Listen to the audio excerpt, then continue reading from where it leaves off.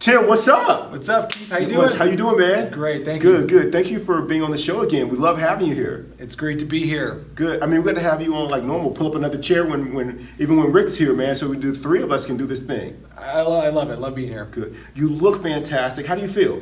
I feel awesome. Thanks for asking. Good. Now, you feeling awesome, looking awesome, is that by accident? Well, I think it's all about self-care, and taking care of yourself is really a key part of that. You know, the theme of today's show is about non-negotiables. Those things in which no matter what, you make sure that you get them done. So self-care, is that one of your non-negotiables? Without question, it has to be. You got to take care of yourself so you can take care of others and be there for other people. Good. So give me, what are some of the things that include self-care for you?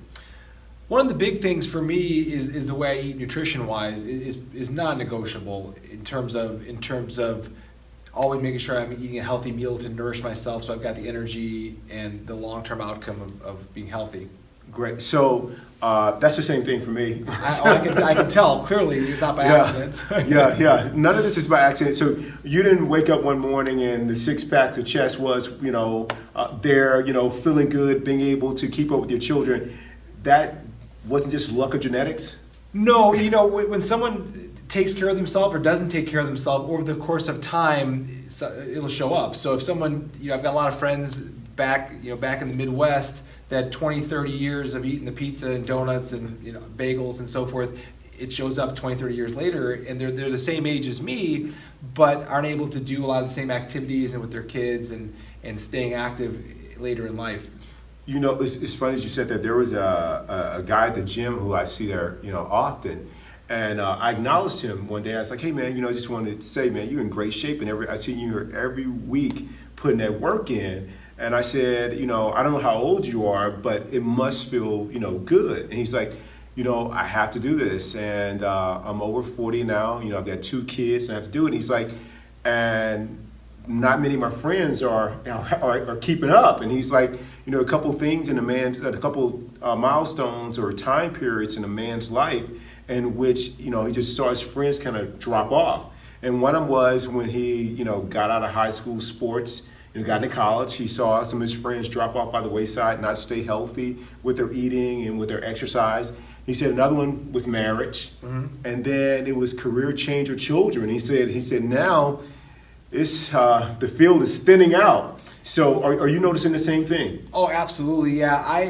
I always have someone 10, 15 years ahead of me to look at as a role model. Rick being a great example. Rick and Pat? Those are examples. Absolutely. But I know, like, when I was in college or younger, I used to think 30 was over the hill. Right. 40, forget about it, and then now being 45, 20 years ago, 45 is ancient. Like 50 is ancient. So they see people on the mountain that are 60, 70 years old skiing. That inspires me, knowing that that's possible. I saw somebody that was in their 90s doing a marathon.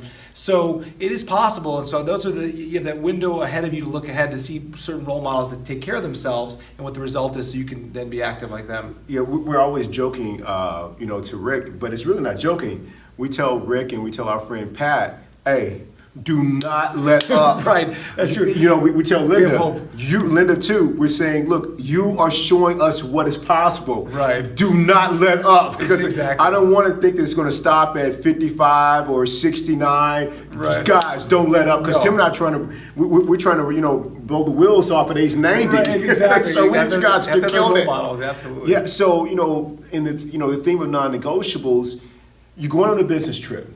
Right? You're going to be away for a week. You're on the road. How do you still make nutrition non-negotiable? What do you do? Well, we talk about this all the time. You can't leave it to chance. We joke a lot going, I hope they have something at the airport. They're not going to. I hope the conference has some food, healthy. They're not going to have the stir-fried vegetables and the stuff you need. So you really have to pack your own food. If you just have to. It doesn't mean you can't eat some stuff that is healthier when you're there, but might as well control what you can eat and pack that ahead of time. And then even when I'm in a conference, I'll sometimes order food separately from everyone else. If it isn't, it's never what you want it to be. It's never like, you cook it. You have to have a little bit of flexibility certainly in there, but you can control more by bringing the healthier snacks and packing things that you can eat. I always pack enough that if I was on a deserted island, I would have enough to survive for the week, and then I feel pretty safe. I feel like, and that way when I come back from a business trip, or any trip for that matter, I'm rested, rejuvenated, and ready to go. Not like, I just got to recover from this trip now, and I got to get back to, no, I feel pretty good. Yeah, you got to get back to healthy eating. Yeah. My non-negotiables are exactly the same. I have food in my lunchbox with me all the time. And I love getting those snapshots from you, those little quick pics. Like, dude, here you go. Hey, son, look at the lunchbox. Right. I love it, baby. And I see the sweet potatoes. I see the tilapia when you're here in town. And then we on the road, you got the tuna packets. And I just love seeing that. When I go to the movies, and I love going to the movies, I'm smuggling in, contraband. I know they got the popcorn. I got my oatmeal bowl. I got my protein powder on top. So you and I do the same thing. Well, you remember when we were in Colorado that one time we walked in the movie theater and the popcorn smelled so good, and we're like, man, that smells really good, but it doesn't smell as good as Fit feels. That's right. And so it's true because that kind of food, sure, it does taste good temporarily. Right. But I always can find things that I like that taste just as good to me. Absolutely. Maybe it's not butter popcorn, but it's close. It's something that I enjoy and I can feel good about eating, and more importantly, I can feel good afterwards and for hours later and not feel bad about what I ate. Exactly. I think one of the things that you and I came to understand and embrace in the way we eat. That's what we're choosing to do, and we really enjoy eating this way and feeling this way and looking a certain way. And for other people, that level of commitment, maybe that's not for them, and they want to do other things, and that's great. We're not trying to change anybody or influence anybody how they eat. I like not having to work as hard. Right, absolutely. I like not having to run 10 miles every day to get off what I ate the night before. I like just kind of cruising in, when I'm in the workout, I'm all in, I'm giving 110%. And that's why I focus so powerfully. So, do you feel like you're depriving yourself of anything from a food standpoint? Nothing. I don't either. Nothing. But the key thing I find is that you have to find foods that you enjoy. Right. You may not enjoy the things that I eat. I might like what you eat, and other people might not like the same thing. But if you find things that you like that you could make healthy, then it's a great win for everybody. And you just have to be creative about it. And you start figuring out creative ways to do it. Exactly. And you and I, we're just, and some of our other friends, Rick, when we're out there, on the mountain. It's funny, man. We walk on the mountain, our ski pants are like pockets of bulging because we got food, with us and stuff like that. And so we can enjoy the moment, be with the mountain, experience each other's company as we're, shredding it down the mountain. But we're eating healthy the whole way, and so we're literally non-negotiable about it. What are other areas that you're non-negotiable about? Are you like in terms of the circle of friends you have around you? Toxic, not toxic, positive, negative, your exercise. Like, what are some other things regarding your self-care that you are non-negotiable about? Well, there's a lot of aspects. One of the podcasts you talked about, you're the average of the 5 people you hang out with. So I'm very careful and selective with who I associate with and the energy that they bring. So it's not that I can't hang out with a lot of different types of people. I do, but they've got to bring something to the relationship to feed you back, and you could feed them and so forth, and bring that positive energies. Regarding that external energy, does that also include like what you listen to, what you read? Oh, absolutely. I am very careful about what I choose to feed my mind with throughout the week, and a lot of times people get fed different things, and a lot of times they're very negative, and there's no shortage of negative stuff out there, and it's there, and it's not to ignore it. It's not that it's not real. It is there. But what can I control? Can I control the fact that there's a fire and a car crash on the west side? No, I cannot. And so I try to feed myself with what are some of the positive things that are happening in the world, and being aware of all the things. I'll dive in and out of the news. Right. I'll touch base with what is going on, so I know what's happening in the world, but then I really focus on the things that are gonna move me towards my goals. Yeah, absolutely. And I'm the same way too. I'm very careful. If I'm reading a headline and it starts out about this celebrity, this athlete, or they're fighting here or they're out for, I don't even read. I don't have to look at the article. I don't click on it. Yeah. I keep it moving. Yeah, because does that add any value to your life in any way? No value to my life, and it makes me pick sides, or it makes me start judging. Or you start feeling angry. Or angry, yeah. Exactly. And I just want to love, man. Absolutely. I just want to put love out in the world. That's it. And so what about when it comes to one of your non-negotiables, sleep? Is that high on your list in terms of your self-care? It is, without question. It's probably the one area I need the most work at. And I know that the value of sleep, and a lot of the podcasts that you turn me on to, the Sean Stevenson, the sleep. Oh yeah, it's Sean Stevenson, his list of things to do to create that perfect or that excellent sleep environment is money. Absolutely, and I've always known that, and the science behind it is amazing. So to answer the question, I do certain things. For example, I've got no electronics in the bedroom. I've got no television ever. So therefore, it's key. And I also don't do any laptop or computer work or any work in the bedroom either, because what happens is you associate stress or work to that environment, and that's not what I want. So I do things like that, but I certainly don't get as enough sleep as I need to. And I want to. There's not enough hours in the day sometimes, but I have to prioritize it. So we always wake up early. We know that. Right. Waking up early is a given. It doesn't matter how much you get back out going to sleep. And exactly. I know that I feel amazing when I get enough sleep to rest. You can't just go. I know I feel really good about that. How about yourself? How do you manage that with your busy lifestyle, running the business and saving the world, saving lives? How do you manage to sleep? Oh man, I am astonished about, by how much I did before when I wasn't as committed to the sleep thing. But now I am super committed to sleep. Listen to Sean Stevenson, I got a digital curfew when I shut down all electronics. Yeah. Careful about the bedroom environment, making sure that it is, really, really honored. Because when I come in there, I am leaving everything outside that door, and I am really, really practicing self-care, resting my mind, resting my body, so that I can be ready for, whatever tomorrow will bring. So I do all the things, I got blackout curtains, I stop electronics and all work an hour before bed. I back out what time I gotta get up the next morning, 7 hours. And, my preparation for sleep that night, it begins that morning. So however I'm gonna sleep that night, I don't wait till I've already started. This is what's on the docket today, and this is what time I need to be in bed, and I am committed to it, and I feel amazing, and I feel like it's keeping me, younger too. Yeah, I think people fool themselves, and myself included, that you want to try to fit more into your day. Right. So you cut back on the sleep. But the reality is that you're not as productive when you're not rested. So even if you stay up an extra hour or two to put in work, you're gonna be way less productive the other 15 hours of the day or whatever it is you're doing. Right.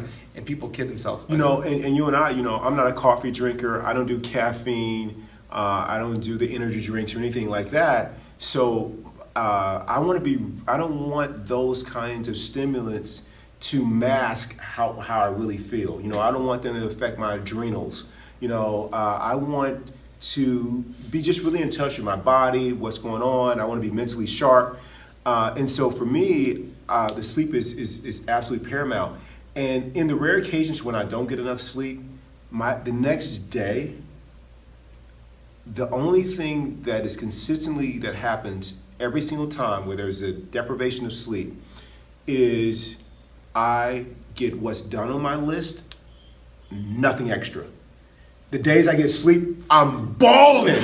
Right. I get what's on the list, and there's a capacity to be creative, and I have that extra to get more done. You feel the same way? Absolutely. The times where I get the right amount of sleep, it's almost not fair. I feel so. You feel like a superhero. I feel like a superhero. You feel like an absolute superhero, and that's why it's so critical. And that's it's got to be a priority, and I need to make it more of a priority.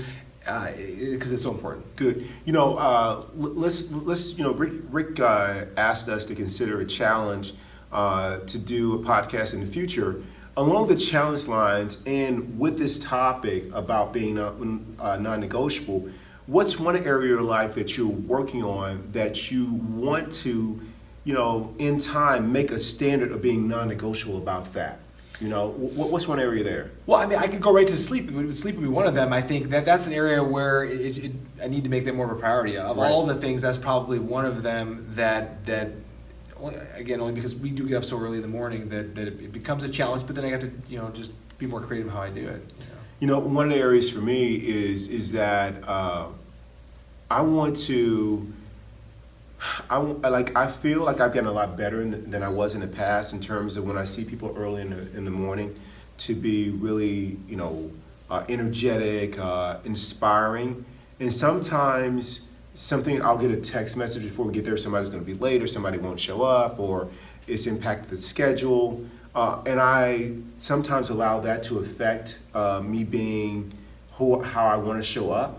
And so I wanted to make it a non-negotiable. I'm working on it, I've gotten better, but I want it to be non-negotiable that no matter how life shows up, I'm showing up as my best. And I know I won't be perfect at it, but I really want it to be non-negotiable that's the norm. I think I'm more consistent, but it's still not the norm. And I want, like, the food for me, the norm. Yeah. Exercising, when I say I'm going to, the norm. And I have also, speaking of exercise, one thing that I have done in addition to working on being my best self when I show up and I greet people that are in our community, first thing is one thing that I started to do was inspired by you. And one thing you do that is just shows how committed you are to this non-negotiable around exercise is when you travel, you don't assume that the hotel gym is going to be, on par, or going to deliver. Dude, you have led the way for me. And so my last couple of ski trips that I've taken, I took a page out of your book and I was like, game changer. Yeah. So tell the people what you do when you travel. Well, one of the things that is the biggest challenge that I've had, as a lot of people have when you travel, is you're gonna miss workouts, which happens. Maybe I'll work a rest or break in there. But you got the hotel gym.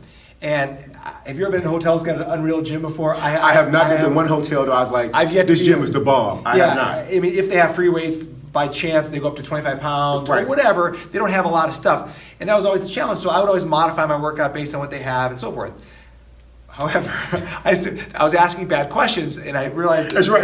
You weren't asking the right questions. Not the right questions. So then I started realizing, what do I have with me at all times? My phone. I just Google gyms near me. Well, maybe you don't have a car, got Uber on there. So I started Ubering to just the gym. There's always a gym within 4 or 5 miles of your hotel, and the gym is like a gym at home. You pay the $9-10. Sometimes they give you free 3 days or whatever.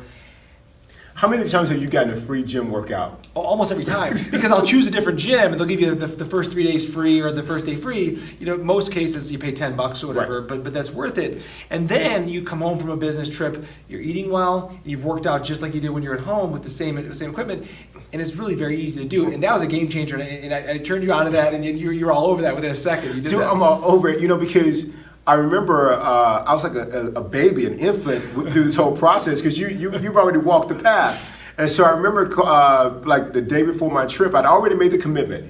I'm working out when I go to Reno. Before I hit the mountains in Tahoe, I'm working out.